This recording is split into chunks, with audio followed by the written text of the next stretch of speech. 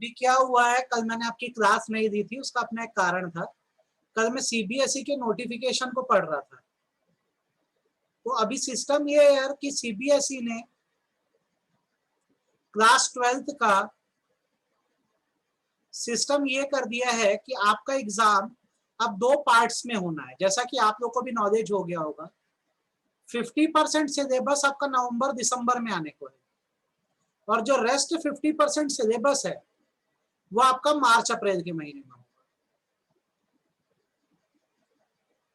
ठीक है, 50-50% करके पेपर होना है। ये जो नवंबर दिसंबर में 50% का पेपर होना है, ये मल्टीपल चॉइस क्वेश्चन पेपर होना है। 90 मिनट आपको मिलेंगे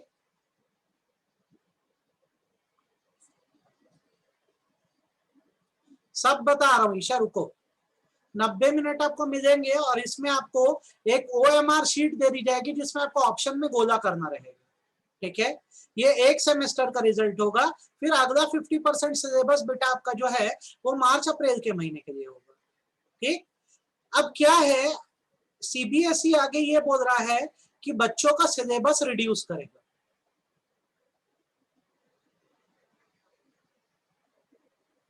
लास्ट ईयर सीबीएसई ने 30% रिडक्शन किया था सिलेबस में, इन्होंने टॉपिक्स हटाए थे।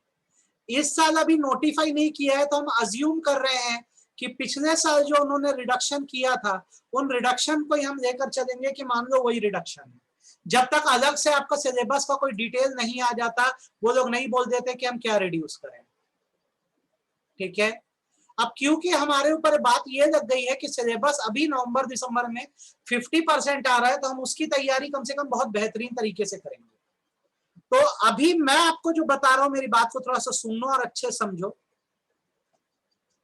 तुम्हारा मैं इकोनॉमिक्स सब्जेक्ट की आज बस बात करूंगा, बीएसटी पे नहीं आऊंगा आज। इकोनॉमिक्स में क्या है, मैं यूनिट वाइज लिख रहा हूं ताकि आपको मैं आइडिया दे दूं कि हिसाब किताब क्या चलने वाला है आगे।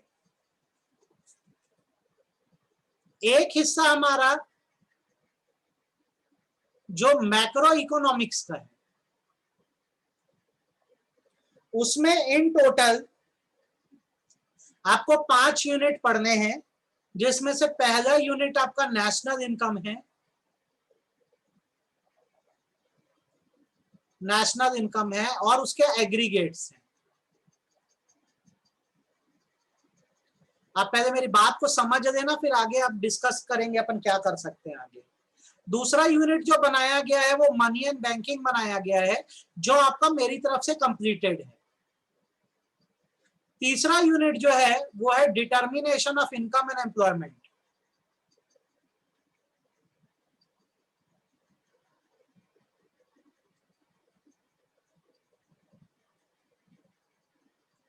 चौथा यूनिट आपका गवर्नमेंट बजट है।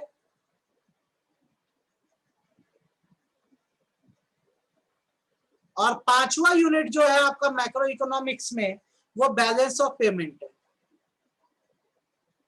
जो हम शुरू करने वाले थे अगर ये नोटिफिकेशन नहीं आया होता।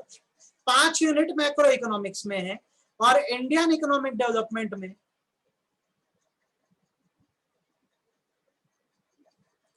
आपको टोटल कितने यूनिट पढ़ने हैं, 3 यूनिट पढ़ने हैं, जिसमें से पहला यूनिट आप जो पढ़ोगे वो है इंडियन इकोनॉमी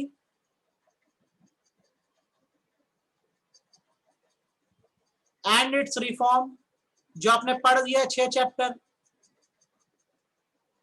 दूसरा है करंट प्रॉब्लम्स, और तीसरा है डेवलपमेंट एक्सपीरियंस। ये आपका कुल सिलेबस है जो 80 मार्क का बनता है। 20 मार्क का प्रोजेक्ट वैसी का वैसी है। अब बेटा 50% जब बोल रहा है सीबीएसई, तो 50% के क्या मायने हो सकते हैं, आप मुझे बताइए। 50% का क्या मतलब होगा इसमें से, आप मुझे बताओ क्या बोल रहा है 50% में सीबीएसई। 50% के क्या मायने हैं सीबीएसई के।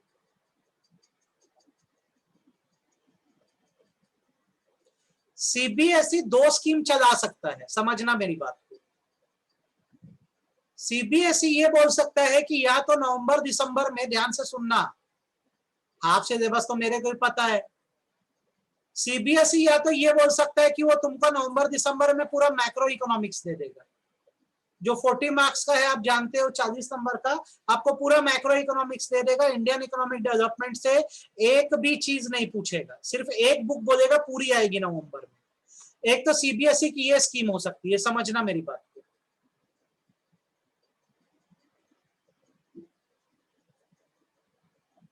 या तो बोल देगा कि मैं हाफ सिलेबस आप लोग को बोला हूं, तो आप लोग को पूरा बोलेगा स्टडी फुल मैक्रो इकोनॉमिक्स, जो मेरा अंदाजा है।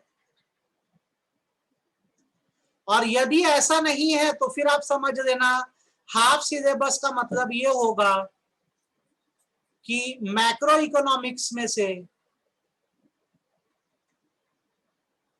वो पहले 3 यूनिट उठा के दे देगा, national income, money and banking, determination of income and employment, 3 unit दे देगा। और इंडियन इकोनॉमिक डेवलपमेंट का पहला यूनिट दे देगा, इंडियन इकोनॉमिक डेवलपमेंट का पहला यूनिट दे देगा, यूनिट 1 दे देगा।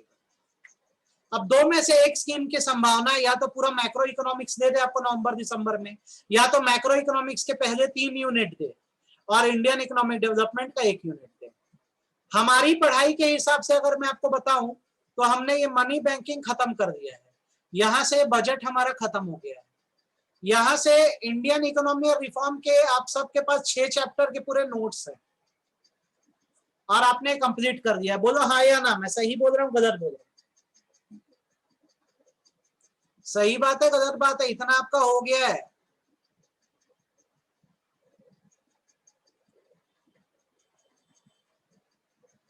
ये आपका हो गया है। तो अब हमारी स्ट्रेटजी ये होगी कि हम लोग ना बेटा, ये जो सबसे इंपॉर्टेंट यूनिट है तुम्हारे पूरे इकोनॉमिक्स का, नेशनल इनकम और एग्रीगेट, इसको कर दें, क्योंकि कुछ हो या ना हो, नवंबर और दिसंबर में जो आपका पेपर होने वाला है 20 नंबर तो केवल इसी से आएगा, मैं बता दे रहा हूँ। 20 नंबर खाली एक यूनिट से आने वाला है, नेशनल इनकम एंड एग्रीगेट से। तो जैसे अपन नेशनल इनकम एग्रीगेट कर देंगे तो फिर determination of income and employment कर देंगे, तो नवंबर के पहले पहले पहले मतलब हमारी ये तैयारी अच्छी हो जाएगी। तो आज हम लोग इसको शुरू कर रहे हैं, national income and it's aggregate को हम लोग स्टार्ट कर रहे हैं। ठीक है, यस और नो बोलो, मेरी बात अगर समझ आई हो तो आपको, मैंने जो बोला है वो अगर समझ आया हो तो हाँ या ना बोलो। तो हम लोग इस स्ट्रेटजी पे चलेंगे कि नेशनल इनकम को यार बहुत अच्छे से हम लोग कर देने वाले हैं। ठीक है, तुम जब नेशनल इनकम की पढ़ाई स्टार्ट करोगे, कॉपीज निकालो, जैसे मैं नोटिंग करा रहा हूं वैसी नोटिंग करो। जब तुम नेशनल इनकम की स्टडी करोगे,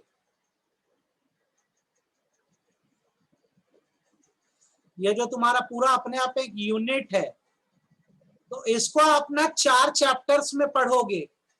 एक चैप्टर मैंने पढ़ा दिया, इसमें से आपको circular flow of income, hand raise करके यस और नो करके बताओ सब लोग को, क्या ये चैप्टर आता है कि नहीं आता, circular flow of income. Stock concept, flow concept, इसका टेस्ट वेस्ट भी सब दिए थे, ये आता है कि नहीं आता?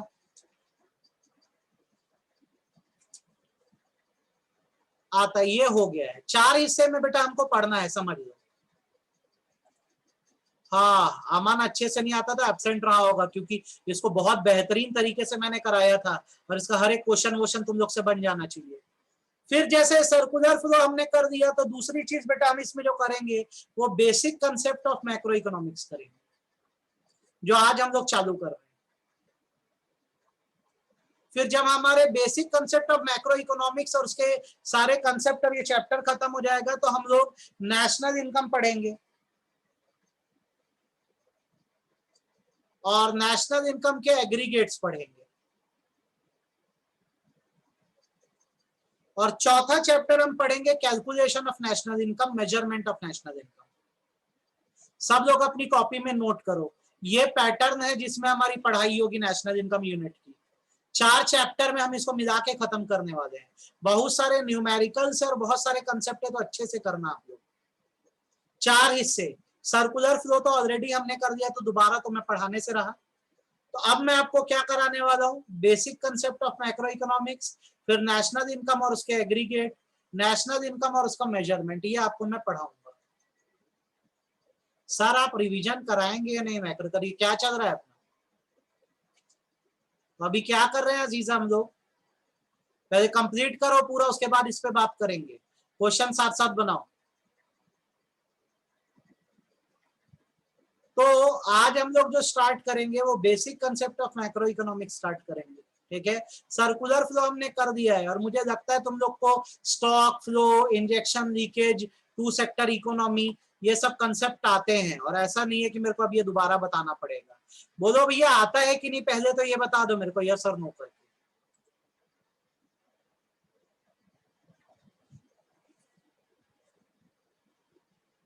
या आता है? तो चलिए basic concept of macro economics हम शुरू कर रहे हैं और मैं जैसे से दिखाऊंगा पूरा दिमाग में बैठ जाना चाहिए तुम लोग के। एक चैप्टर हो गया था circular flow national income unit का, आज हम लोग करने वाले हैं basic concept of macro economics. रट जाना चाहिए, एकदम रट जाना चाहिए, मैं बार बार बोल रहा हूं। अब सुनो, शुरू करवा रहा हूं मैं। Basic concept of macro economics.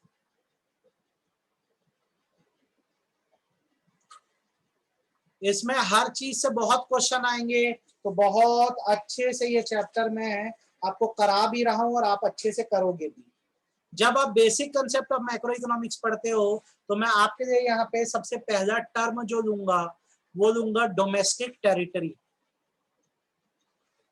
सब लोग साथ साथ लिखो, मैं भी बहुत धीरे धीरे लिख रहा हूं, आप भी मेरे साथ साथ बहुत अच्छे से लिखो। इसे हम लोग इकोनॉमिक टेरिटरी भी बोलते हैं।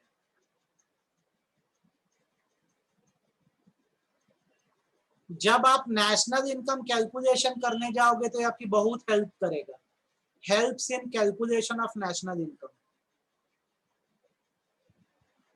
नेशनल इनकम जब कैलकुलेट करने जाओगे तो उसमें बहुत हेल्प करेगा।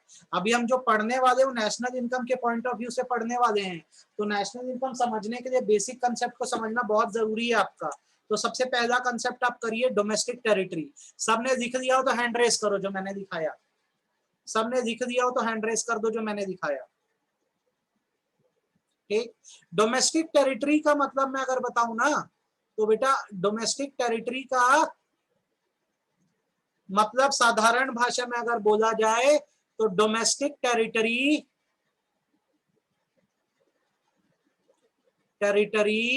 मीन्स पॉलिटिकल फ्रंटियर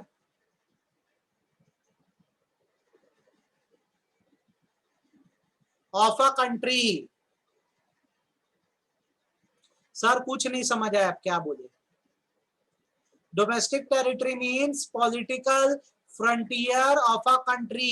एक देश के पॉलिटिकल फ्रंटियर के अंदर का हिस्सा डोमेस्टिक टेरिटरी कहलाता है। एग्जाम्पल, ये हमारा इंडिया है, ये हमारा भारत देश है, इंडिया है, अलग अलग तरह से बॉर्डर्स से घिरा हुआ है, नॉर्थ में, साउथ में, ईस्ट में, वेस्ट में। तो जितना ये भारत के अंदर का हिस्सा है ना बेटा, जहां पे हम लोग रहते हैं और पैसा कमा रहे हैं, ये सारा हिस्सा डोमेस्टिक टेरिटरी कहलाता है। ये सारा हिस्सा डोमेस्टिक टेरिटरी कहलाता है। जो हमारे भारत देश की सरहद है, नॉर्थ से, ईस्ट से, वेस्ट से, साउथ से, हम पूरी तरह से घिरे हुए हैं चारों तरफ से। तो जो हमारी भारत की जमीन है, भारत का हिस्सा है, वो डोमेस्टिक टेरिटरी कहलाता है। आप बताओ आपको डोमेस्टिक टेरिटरी क्या है, समझ आया कि नहीं आया? डोमेस्टिक टेरिटरी मतलब वो एरिया जो भारत की जमीन में आता है। जो हमारी भारत की जमीन है वो हमारी डोमेस्टिक टेरिटरी है। आप सभी को डोमेस्टिक टेरिटरी क्या है समझ आया कि नहीं आया?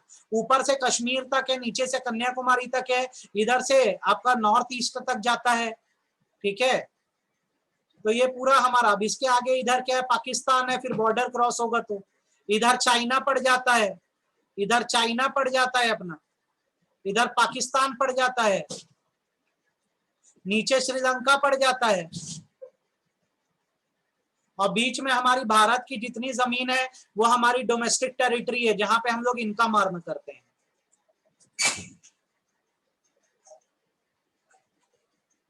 पहले बताओ डोमेस्टिक टेरिटरी का मतलब समझ आया कि नहीं? अब आगे सुनना जो मैं बोलूंगा। आगे सुनना मैं जो बोलूंगा। तो ये डोमेस्टिक टेरिटरी का मतलब हो गया। पॉलिटिकल फ्रंटियर मतलब हमारे बॉर्डर के अंदर के सारे हिस्से, हमारे देश की सरहद में जितने हिस्से आते हैं भारत के, वो सब भारत की डोमेस्टिक टेरिटरी है। हम लोग जो कमाते खाते हैं, हम जहाँ रहते हैं डोमेस्टिक टेरिटरी में रहते हैं। और इसमें क्या क्या इंक्लूड किया जाता है, इसको बहुत अच्छे से सीख लेना बेटा। जब आप डोमेस्टिक टेरिटरी की बात करते हो तो उसमें कुछ चीजें इंक्लूड होती है, और ये आपको ना बहुत अच्छे से पता होना चाहिए क्या क्या इंक्लूड होता है। सबसे पहला एयरक्राफ्ट, पहले लिख देने दो फिर समझना, आप भी साथ साथ लिखो। Aircraft owned by resident of India. दूसरी चीज fishing vessel, comma oil oblique petroleum rig in international water.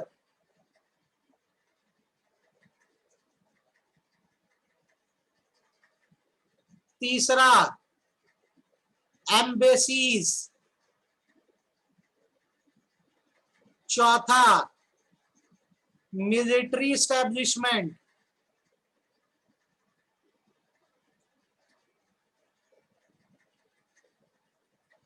पांचवा टेरिटोरियल वाटर। टेरिटोरियल वाटर बेटा आप क्या करो, पूरा मतलब समझो। डोमेस्टिक टेरिटरी का मतलब होता है हमारे देश का पॉलिटिकल फ्रंटियर।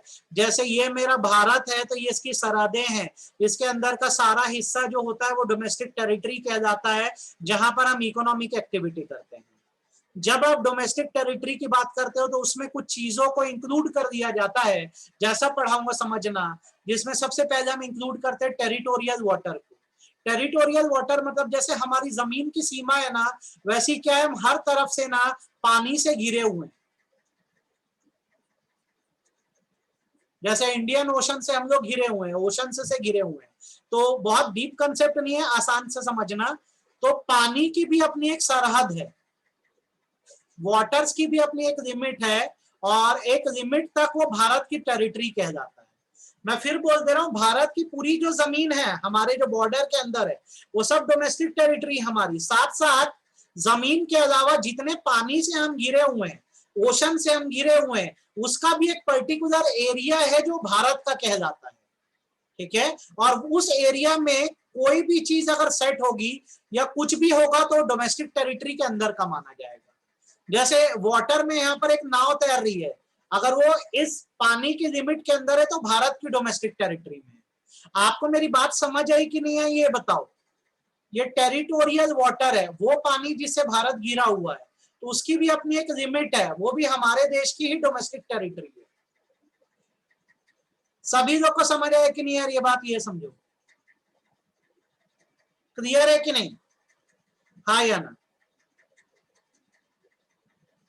अब पहली चीज ये हो गई कि भाई जो हमारे आसपास जितने पानी से हम घिरे हैं एक लिमिट तक, वो भी हमारी डोमेस्टिक टेरिटरी है। नेक्स्ट थिंग आती है मिलिट्री एस्टेब्लिशमेंट। बच्चों इसको बहुत अच्छे से सीखना। मिलिट्री एस्टेब्लिशमेंट, सपोज करो हमारे देश की सेना है, ये एक दूसरे देश में गई, जैसे यूएसए में गई। यूएसए में वहां की आर्मी के साथ ये प्रैक्टिस करेगी, उसके लिए हमारी इंडियन आर्मी ने यूएसए में कैंप डाला। तो अब बताओ ये जो आर्मी का कैंप है, यहाँ पे सोल्जर हमारे हैं कि यूएस के हैं? मैं फिर बोल रहा हूं, हमारे भारत के सोल्जर यूएस गए हैं, वहां पे उन्होंने कैंप डाला है ताकि वहां के सोल्जर्स के साथ वो मिलकर प्रैक्टिस कर सके। तो ये जो कैंप है यहाँ पर किसके सोल्जर्स हैं, यूएस के कि इंडिया के? हमारे सोल्जर हैं। तो आप एक बात बताओ, ये जो मिलिट्री स्टैब्लिशमेंट यूएस में हमने डाली है, ये यूएस टेरिटरी में आएगी, ये यूएस टेरिटरी कहलाएगी कि इंडियन टेरिटरी कहलाएगी?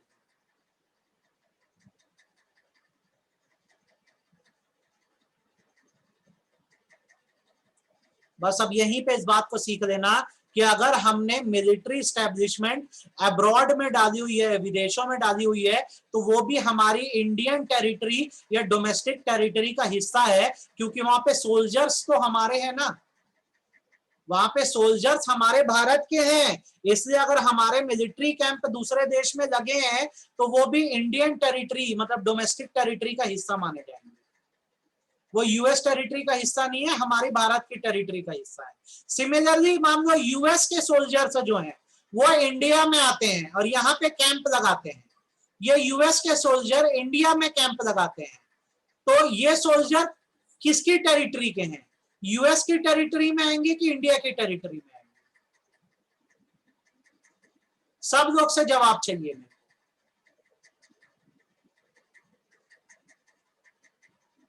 ये लोग यूएस की टेरिटरी में आएंगे। तो आप समझो मेरी बात को, और ये हर चीज एकदम दिमाग में आपके बैठनी चाहिए। जब हमारे सोल्जर्स दूसरे देश में कैंप डाले तो वो हमारे हैं, तो वो हमारी इंडियन टेरिटरी या डोमेस्टिक टेरिटरी में आते हैं, हमारी सरहद के हैं वो लोग। और सेम जब दूसरे देश का कोई सोल्जर हमारे देश में आके कैंप डाले तो वो लोग अपनी टेरिटरी के हैं, वो यूएस टेरिटरी के।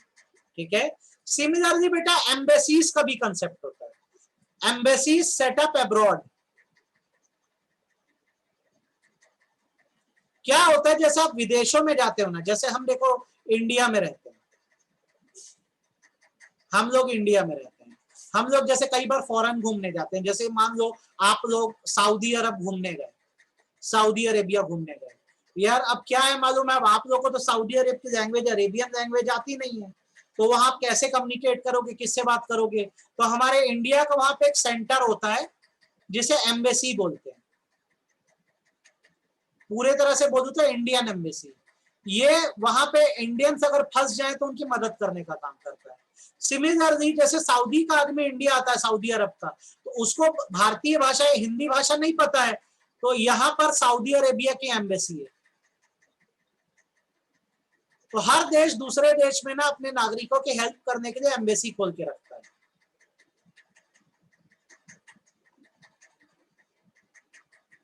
रुक जा भाई, तू बहुत आगे जा रहा है अमन, रुक जा, एक एक करके समझ, उस पे भी आएंगे, तू कहाँ जा रहा है। तो अब एक बात बताओ, सऊदी अरब में जो ये इंडियन एम्बेसी है ये किसकी टेरिटरी है? सऊदी अरब की टेरिटरी में आएगा कि हमारी डोमेस्टिक टेरिटरी है? क्या है? हमारी इंडियन एम्बेसी जो सऊदी अरब में खुली है वो किसकी टेरिटरी है? हमारी डोमेस्टिक टेरिटरी है। और जो सऊदी अरब की इंडियन एम्बेसी इंडिया में खुली है वो किसकी एम्बेसी है? ये किसकी एम्बेसी है? संध्या साउथ नहीं बेटा, सऊदी अरब।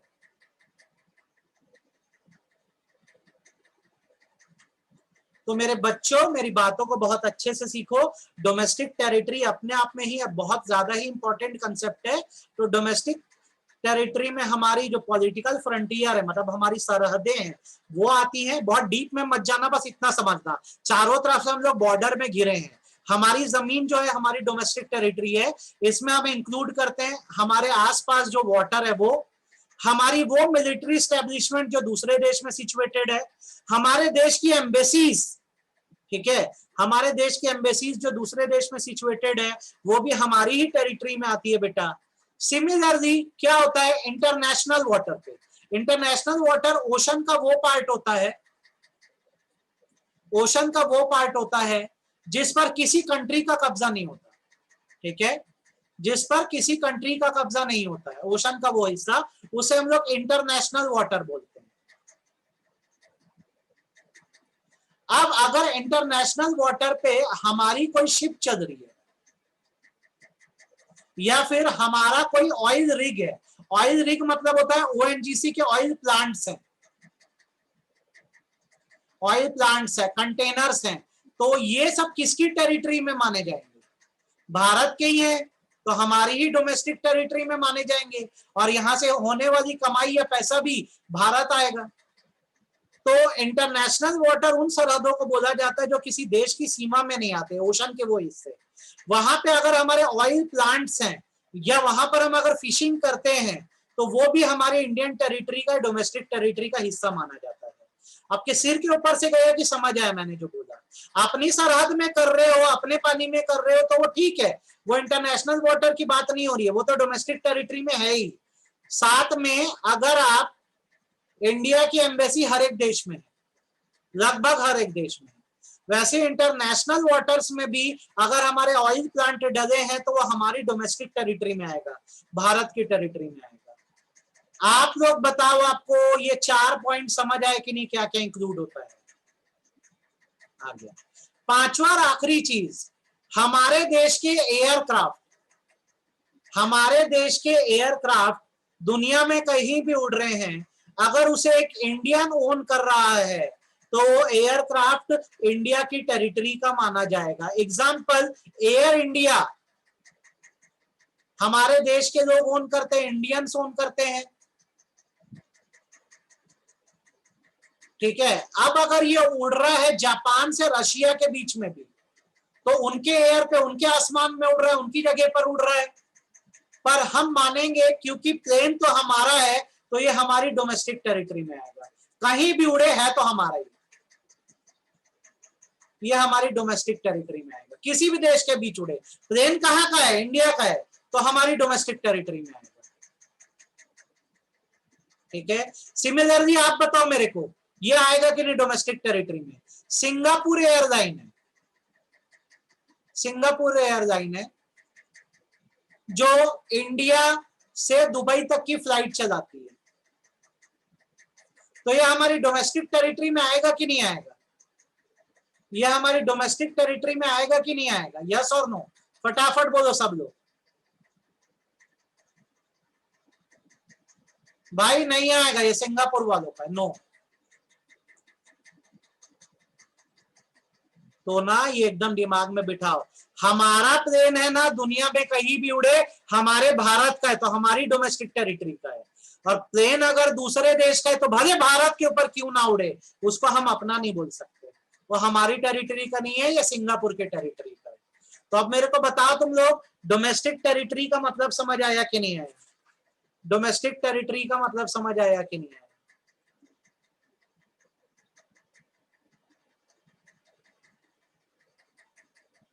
आ गया?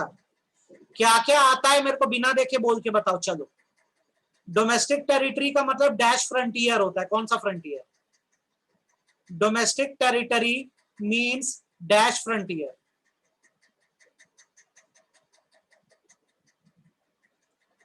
अब क्योंकि एमसीक्यू है तो उसकी तैयारी बहुत अच्छे से करेंगे अपन। पॉलिटिकल फ्रंटियर, और इसमें क्या क्या इंक्लूड होता है, फटफट बोलो, इसमें इंक्लूड क्या क्या होता है? मुझे सबसे जवाब चाहिए। इसमें सबसे पहले इंक्लूड होता है एयरक्राफ्ट ओन्ड बाय रेसिडेंट,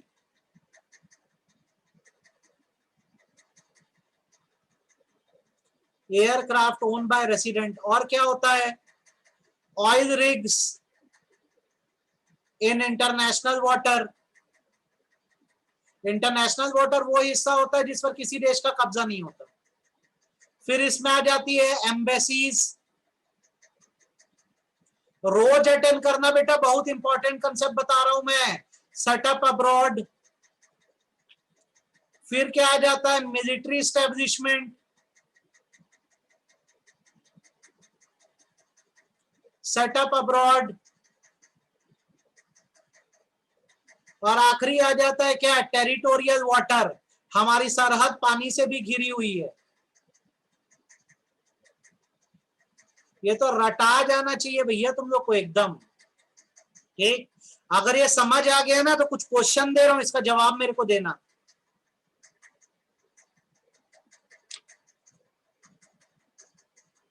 कुछ क्वेश्चन दे रहा हूं, बताओ ये हमारी डोमेस्टिक टेरिटरी में आएगा कि नहीं? आइडेंटिफाई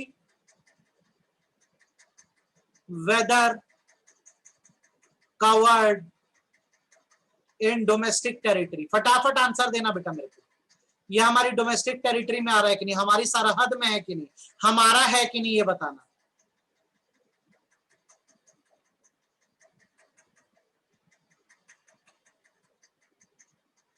ऐसा एरिया बेटा जिस पर कोई कंट्री डिस्प्यूट नहीं कर सकती, मतलब वहां पर सबको ट्रेडिंग करने का अधिकार है, सबको बिजनेस करने का अधिकार है। जैसे साउथ चाइना सी का एरिया, अब वहां पे अगर हमारा प्लांट डल है तो हम बोलेंगे ना हमारी टेरिटरी में आ रहा है, क्योंकि वहां की कमाई हमको मिलेगी। समझ गए जीजा? अब चलो एक बात बताओ, अब इसमें से कौन सा डोमेस्टिक टेरिटरी में है, कौन सा नहीं है, बताना। कौन सा भारत की सरहद में आएगा, कौन सा नहीं आएगा, सिर्फ ये पहचानो। An Indian company, company India की है इन लंदन, पर काम लंदन में कर रही है, तो ये हमारी डोमेस्टिक टेरिटरी में आएगी कि नहीं, यस और नो?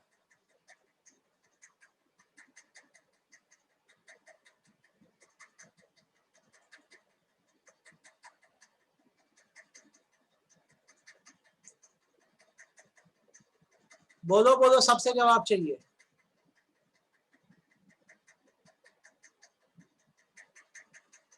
सबने गलत जवाब दिया, नो। कहां पे, इंडिया के अंदर है कि इंडिया के बाहर है इंडियन कंपनी, ठीक है। कोई वेसल वेसल है क्या, कोई एयरक्राफ्ट है क्या? केवल एक कंपनी है। इंडिया के अंदर काम कर रही है कि इंडिया के बाहर काम कर रही है? तो आप कैसे बोलोगे डोमेस्टिक टेरिटरी में? लंदन में, लंदन इंडिया में आता है क्या? नो। इसका बताओ, Microsoft office in India, yes और नो? माइक्रोसॉफ्ट का जो ऑफिस इंडिया में है, यस और नो, बोलो। वेरी गुड, बोलते जाओ, यस और नो? यस सर, इंडिया की सीमा के अंदर है, तो ये हमारी डोमेस्टिक टेरिटरी में आएगा। आपको अपने देश के पॉलिटिकल फ्रंटियर को देखना है बेटा। देश की सरहद के अंदर कोई चीज आ जाए तो अपनी हो जाती है, उसके अलावा ये फिक्स लिस्ट है 5 चीज की, तो कंफ्यूज नहीं होना। भले कंपनी इंडिया की है, कहां जाके सेट हो गई, इंग्लैंड में, तो इंडिया के बाहर चल दी, तो हम अपनी डोमेस्टिक टेरिटरी में क्यों माने उसको? माइक्रोसॉफ्ट इंडिया की सरहद के अंदर आ गया, yes. Next, company in India owned by Chinese,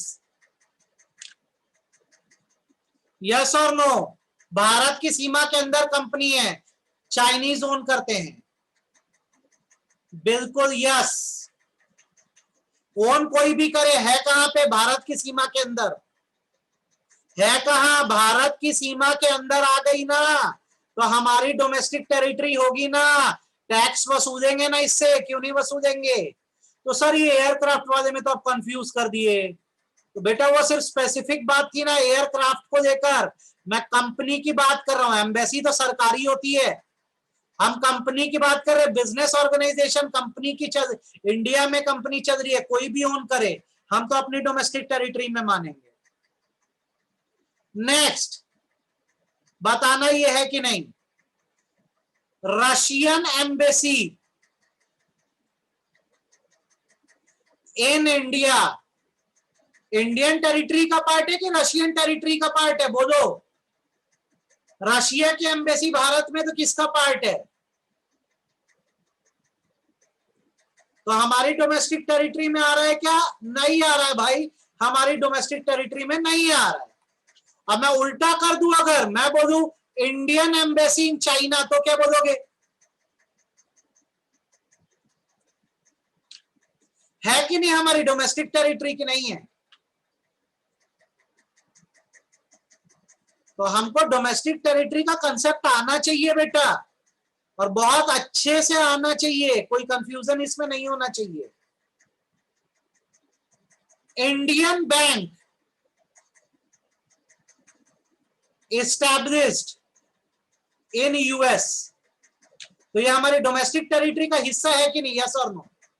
Bharat का बैंक है जो यूएस में जाके काम कर रहा है, नहीं है भाई, देश क्रॉस कर गया, निकल गया इंडिया से, यूएस में है, तो फिर कहीं का भी हो, हमको क्या करना?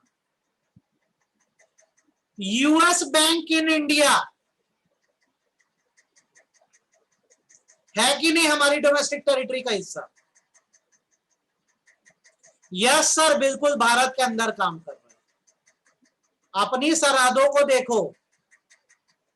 अरे उन्नति, तुम काहे को एम्बेसी में अटक गए हो? एम्बेसी मतलब होता है हमारे देश के वो ऑफिसेस जो दूसरे देशों में होते हैं। बेटा एम्बेसी हेल्प करने के लिए होती है, बाकी बिजनेस से क्यों कंफ्यूज कर रहे हैं इसको? फिक्स लिस्ट है, हमारे इंडियंस की हेल्प करने के लिए दूसरे देशों में एम्बेसीज बनाई जाती है। बैंक, कंपनी, क्या इन पांचों में कहीं आपको दिख रहा है क्या? कंपनियां जिस देश में होंगी वहां की डोमेस्टिक टेरिटरी में आएंगी, ओन कोई भी करे फर्क नहीं पड़ता। दुनिया की कोई भी कंपनी अगर भारत में काम कर रही है तो वो इंडियन टेरिटरी में आ रही है, और हमारी कोई भी कंपनी दूसरे देश में चल रही है, सिंगापुर एयरलाइन को अगर इंडियन बंदा बाय कर दिया ना तो फिर ये इंडियन टेरिटरी का हो जाएगा, याद रखना।